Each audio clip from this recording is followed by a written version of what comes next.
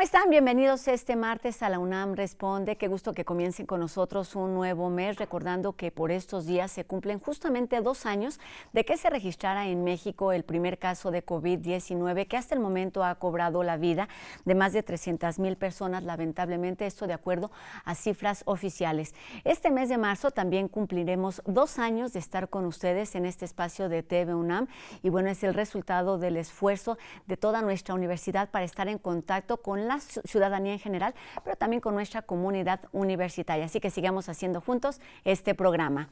Y bueno, comenzamos con otros temas. La Secretaría de Salud de la Ciudad de México dio a conocer que recientemente se graduaron 227 médicos especialistas que se formaron en su red de hospitales de la CEDESA, quienes estuvieron asesorados por la Facultad de Medicina de nuestra universidad, lo que ha significado un reto por haber sucedido en una de las etapas más complejas y desafiantes de la historia moderna, a causa precisamente de la pandemia.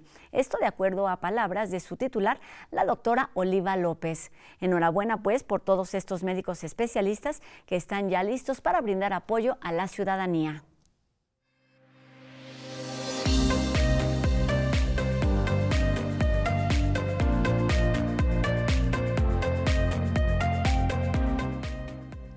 En Europa del Este se vive un enfrentamiento entre Ucrania y Rusia. Desde que Ucrania se separó de la Unión Soviética en 1991, el peligro de conflictos bélicos en la zona es latente. Y para ayudarnos a entender las causas, el contexto actual y también las consecuencias de esta situación que tienen a todo el mundo en alerta, el día de hoy nos acompaña el doctor en Sociología Carlos Ballesteros Pérez, quien es especialista del Centro de Relaciones Internacionales de la Facultad de Ciencias Políticas y Sociales de nuestra universidad. Doctor, ¿cómo está? Un gusto saludarlo aquí en este espacio universitario. Buenas tardes. ¿Qué tal? Buenas tardes, Rosa Isabel. Encantado de estar en este espacio universitario para hablar sobre el conflicto Rusia-Ucrania. Y para ayudarnos a entenderlo de la mejor manera, doctor, con las palabras más sencillas, porque bueno, desde el pasado 24 de febrero las noticias no han dejado de surgir, van cambiando constantemente, y para comenzar me gustaría que nos ayudara a entender qué es justamente lo que pasó ese día. Se habla de una invasión, se habla de un ataque, se habla de una misión especial, de una guerra. ¿En dónde estamos parados, doctor? Sí, gracias. Es importante precisamente la definición de lo que está ocurriendo actualmente en Ucrania. Por parte del gobierno ruso, la idea es no plantear la acción como una acción vinculada al concepto de invasión, sino es una acción militar especial. Sin embargo, lo que sabemos nosotros es que, bueno, realmente sí es una intervención armada por parte de Rusia en Ucrania, una acción que fue preparada tiempo atrás, desde fines de noviembre del año pasado, que se planteó como una amenaza para impulsar una nueva negociación con la OTAN principalmente, y que finalmente el día 24 de febrero pues se definió como una intervención, una invasión de Rusia a Ucrania. En efecto, es un tema fundamental, un tema que tiene la atención mundial en este momento. Sin duda alguna también es un punto de inflexión en la evolución política internacional. Definirá, sin duda alguna, pues las siguientes décadas del siglo XXI, y es un hecho pues entonces decisivo en todos sentidos. Tiene antecedentes muy importantes, como se señalaba. Precisamente el más relevante es el hundimiento de la Unión Soviética, el fin de la Unión Soviética, y pues la independencia de las repúblicas que formaban esta unión. Y en el caso de Ucrania se define como un espacio estratégico fundamental para Rusia, y desde tiempo atrás, desde el 2004, con la Revolución Naranja, ha ido evolucionando este proceso hasta llegar actualmente a esta intervención armada de Rusia en Ucrania. Como antecedente también muy importante, todos recordamos, está el tema de la anexión de Crimea a la Federación Rusa en 2014. Y ahí, pues, de hecho, de ahí parte un conjunto de procesos muy complejos, ¿no? Que actualmente están siendo, pues, vueltos a revisar, vueltos a traer al plano político, al plano de la política, de la política mundial, porque precisamente el tema de Crimea es uno de los elementos principales de interés por parte de Rusia, en el sentido de que actualmente Vladimir Putin ha definido como una de las líneas fundamentales para una negociación con el gobierno de Kiev, con el gobierno de Ucrania, el reconocimiento internacional de Crimea como parte de la Federación Rusa. Entonces hay este punto, ¿no? Y estamos viendo pues, el ascenso del conflicto y el ascenso de la violencia. Doctor, teniendo este panorama y esta información únicamente como base, pues podemos pensar en muchísimas líneas en las que, o a través de las cuales podemos abordar lo que está sucediendo allá. Lo que está sucediendo allá. Me gustaría que nos ayudara a entender justamente quiénes son los actores que están participando. Mencionó ya a usted algunos, principalmente estamos hablando de Rusia y Ucrania, pero además se escuchan los nombres justamente de la OTAN, de lo que está sucediendo en la Unión Europea. ¿Quiénes son los actores que pueden tener voz y algún tipo de intervención en lo que ocurre precisamente en el territorio de Ucrania? Sí, por supuesto, el conflicto directo es entre Rusia y Ucrania, pero en torno a esta cuestión hay otros actores importantes. De manera fundamental está la OTAN, la Organización del Tratado del Atlántico Norte, que, como sabemos, ha ido expandiendo su influencia en el espacio del este de Europa, ¿no? Actualmente son 30 países integrados a esta alianza militar, que es una alianza militar defensiva, y precisamente el punto crucial de toda esta cuestión es el rechazo por parte de Rusia a la ampliación de la OTAN y, de hecho, a la inclusión de Ucrania en la OTAN. Esto es importante, doctor. Justo, Ucrania no pertenece a la OTAN y ese es uno de los argumentos principales. Ucrania no pertenece a la OTAN, exactamente, es uno de los puntos, pero Ucrania fue invitada en 2008 a ingresar a la OTAN sin embargo no se ha concretado esta integración de Ucrania a la OTAN porque es un punto solamente delicado, es un punto de interés fundamental para Rusia, un tema estratégico, y entonces la OTAN es uno de los actores principales, ¿no? Ese es uno de los puntos cruciales de esta cuestión. También está la Unión Europea, como pues esta organización supranacional que ha tenido una aproximación importante a Ucrania, y de hecho hoy uno de los puntos que estamos observando es el que el gobierno de Zelensky, el actual gobierno de Ucrania, está solicitando la integración de Ucrania a la Unión Europea, a que se haga efectiva esta integración y que se haga de manera rápida. En efecto, la Unión Europea es otro de los actores principales porque tiene capacidad de influencia a través de diferentes medios, principalmente a través de los medios económicos, financieros, ¿no? Y también políticos, por supuesto. Entonces, bueno, está también la Unión Europea, y más allá de estos dos actores, la OTAN, la Unión Europea, en el ámbito regional de Europa, están, por supuesto, Estados Unidos, ¿no? Que es el puntal militar de la OTAN, la principal fuerza militar del mundo, y también más allá de esta presencia de Estados Unidos, de esta participación de Estados Unidos, se encuentra China como la otra gran potencia en ascenso, que también influye en el escenario internacional y también tiene influencia con respecto a la evolución de este conflicto. Doctor, todo esto de lo que nos está hablando parece que sucede a través de los gobiernos, de las autoridades, de las fronteras, de estas grandes instituciones en donde, por supuesto, ha habido además sanciones, de lo que estaremos hablando más adelante. Me gustaría que antes de seguir avanzando nos explicara, nos platicara un poquito el contexto de lo que se vive en las calles, de lo que está viviendo la gente, de lo que se está viviendo en Ucrania, que es un país que fue desmilitarizado hace ya algunos años, que no tiene, vamos, en este sentido, la forma de competir o de defenderse, de responder a los ataques de Rusia. ¿Qué está sucediendo en las calles, en el entorno social, vamos, de este país, doctor?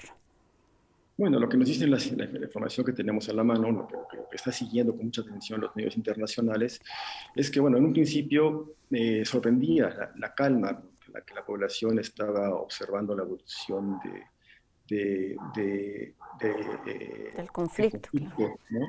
La evolución de las negociaciones previas al conflicto, prácticamente se descartaba la intervención rusa en Ucrania en un principio, pero vimos a partir del día 24 de febrero que esto cambia abruptamente y por supuesto lo que tenemos ahora es una gran preocupación, pánico generalizado en Ucrania, en las ciudades principales de Ucrania, una migración muy amplia, muy grande, que ha ido creciendo día tras día.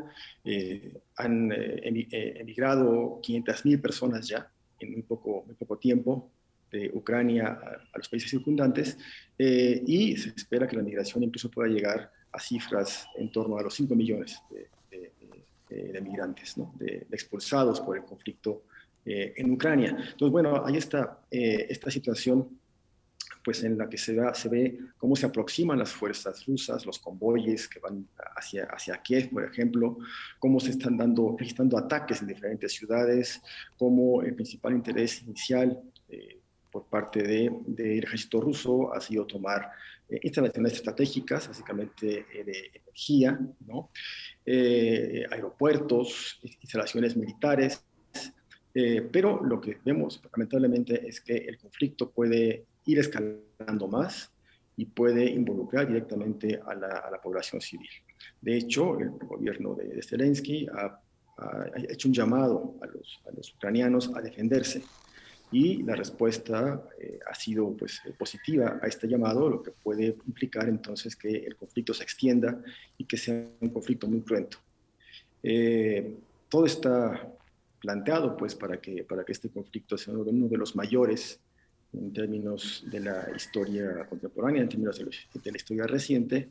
Está como una perspectiva deseable el que pueda, sin embargo, plantearse un alto al fuego, una limitación de esta intervención armada de Rusia en Ucrania, y esto pues entonces ha dado pie precisamente a el inicio de conversaciones, apenas ayer, una primera reunión entre la delegación ucraniana y la delegación rusa para plantear las posibilidades de que se frene la intervención y evitar entonces realmente un baño de sangre en Ucrania.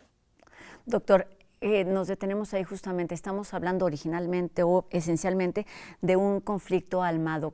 ¿Qué otros intereses políticos, económicos, geográficos, ahí me gustaría que nos hablara un poquito también de este término, geopolítica, están jugando y cómo están interviniendo todos estos en este conflicto armado, doctor? Sí, bueno, hay que decir, de hecho, también que Ucrania ha hecho un esfuerzo importante por dotarse de un ejército.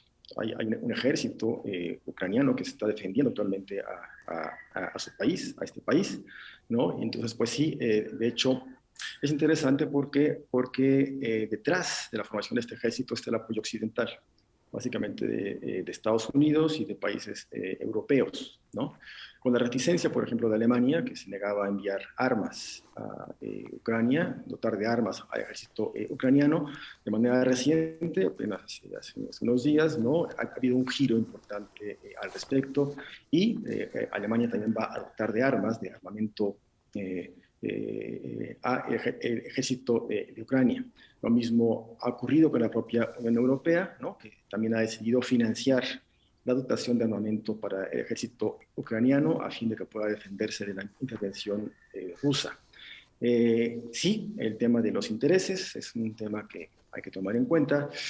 Creo que el interés principal es el estratégico, ¿no? Más allá de que Ucrania sea un país rico en recursos naturales, un país con un enorme potencial agrícola, principalmente también con una cierta infraestructura industrial que es importante.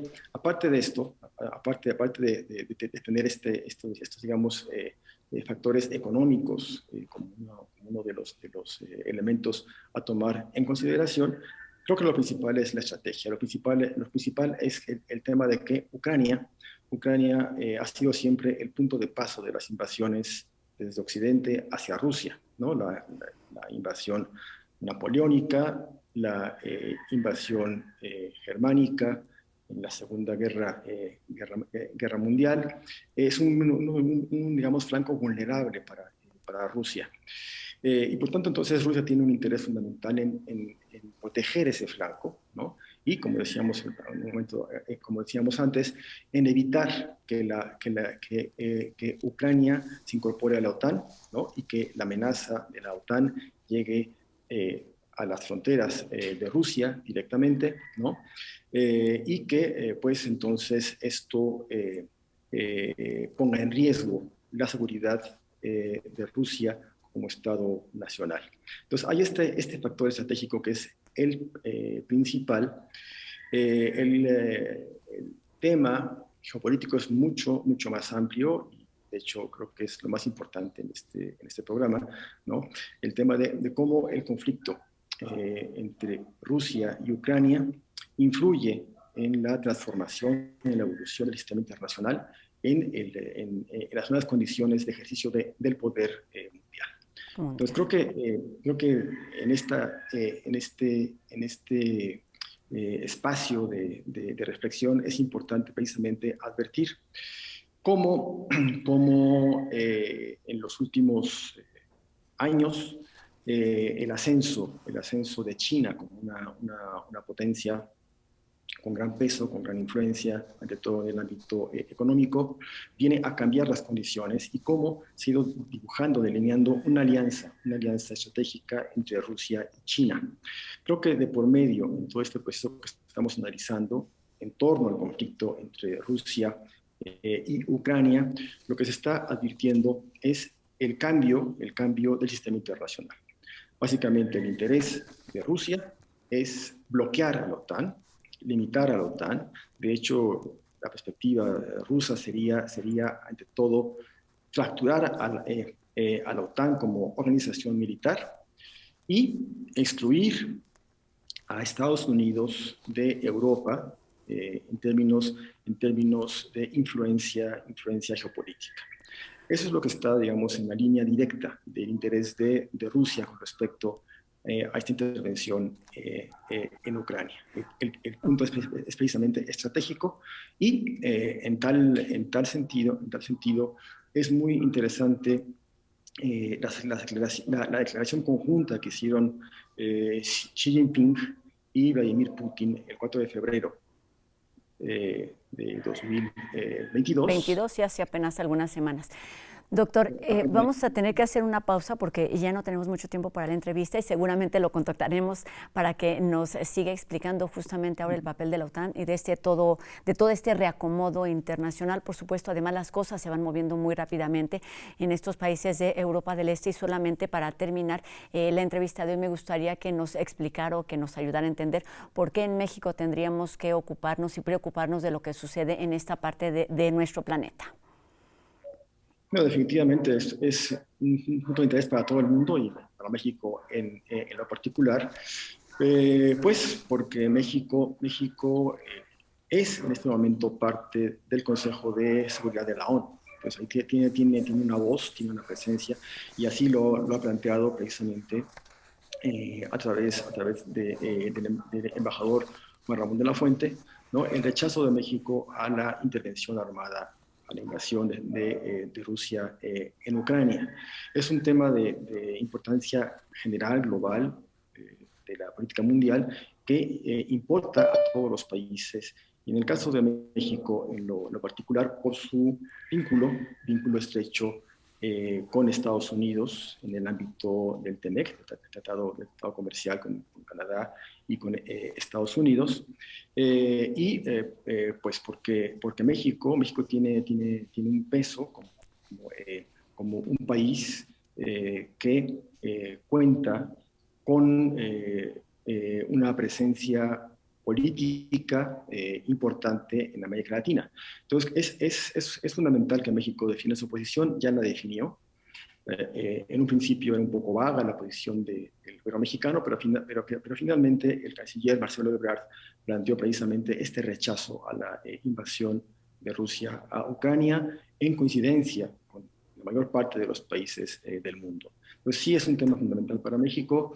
En lo último que hemos registrado, el gobierno del presidente López Obrador no está de acuerdo en limitar los vuelos de Rusia a México.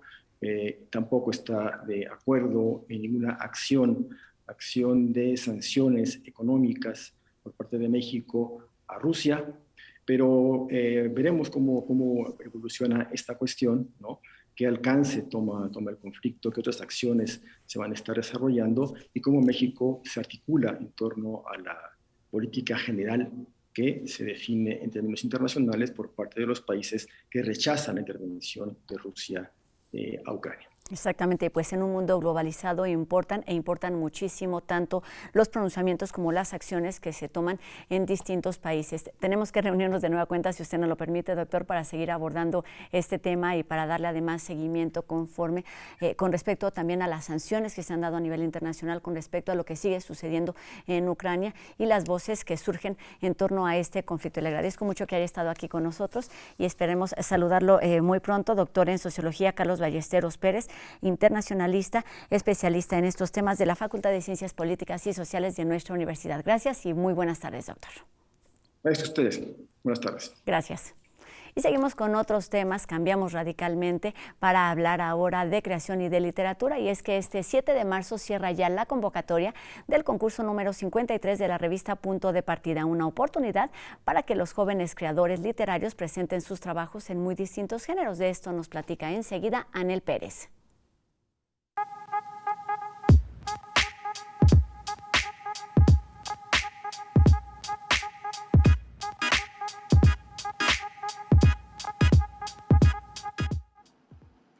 Hola, bienvenidos a este espacio dedicado a la cultura escrita y al fomento a la lectura.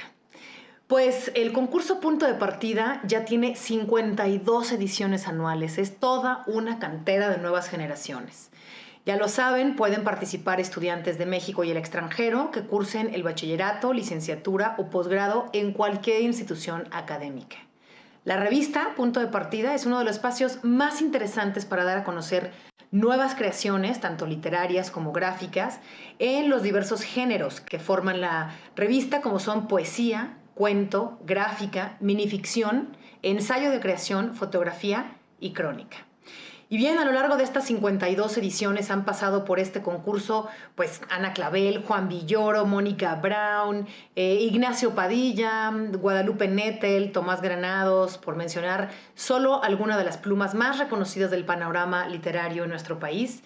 Y mantener la edición impresa durante la pandemia ha representado un arduo, enorme esfuerzo de todo su equipo editorial, pero ha valido la pena porque Punto de Partida se mantiene como ese espacio para las nuevas voces de la literatura en todos sus formatos, tal y como lo concibió Margot Glantz hace 55 años.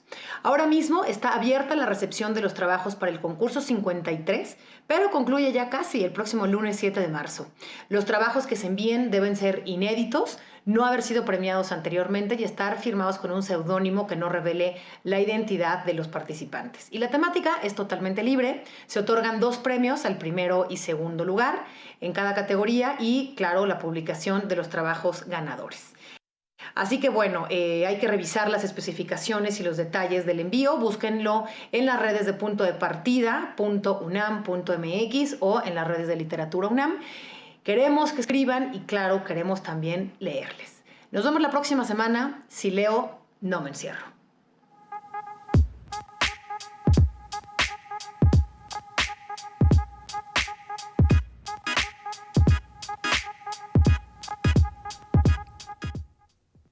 Los cambios en nuestra vida pueden provocarnos diferentes emociones. Cuando se trata, por ejemplo, de una pérdida o de una desilusión, lo más seguro es que sintamos tristeza. Hoy el Diccionario de las Emociones nos habla precisamente sobre ella. El Diccionario de las Emociones. Si has perdido a un ser querido, no has logrado una meta, has experimentado un amor no correspondido o problemas económicos, es posible que hayas sentido tristeza. Una emoción en la que puedes estar insatisfecho, apático pesimista y tal vez con ganas de llorar. Llorar nos hace humanos. Somos la única especie que llora con lágrimas emocionales y al hacerlo, liberamos hormonas relacionadas con el estrés. Por eso, cuando lloramos, nos sentimos aliviados. Cuando estamos tristes, nuestro cerebro consume una gran cantidad de glucosa y oxígeno, lo que se traduce en un gran gasto de energía. Debido a esto, la tristeza es la emoción que más nos provoca hambre y cansancio. La tristeza se presenta en diferentes grados de intensidad, desde un ligero malestar hasta un profundo dolor emocional. Pero se vale sentirse así, porque la tristeza te ayuda a detenerte, a reflexionar en lo que te sucede, aprender de los errores, así como asimilar una desilusión o una pérdida. Lo principal es aceptar que te sientes triste. Eso te permitirá pensar en lo que puedes hacer para sentirte mejor. Por ejemplo, llevar a cabo una actividad que te sea agradable, además de hablar con alguien acerca de lo que te duele, para que te ayude a interpretar la situación y te proporcione apoyo emocional. La tristeza es una emoción útil, aunque dolorosa, porque te ayuda a adaptarte a una nueva realidad. Pero si permanece por más tiempo de lo esperado o no la puedes controlar, lo mejor es que busques ayuda profesional. Y recuerda, reconocer y manejar nuestras emociones nos ayuda a vivir mejor. Humanidades Comunidad. Más sobre este diccionario de las emociones, también algo sobre el conflicto de Ucrania y Rusia y un recuento de la pandemia es lo que nos ofrece el número más reciente de Gaceta UNAM.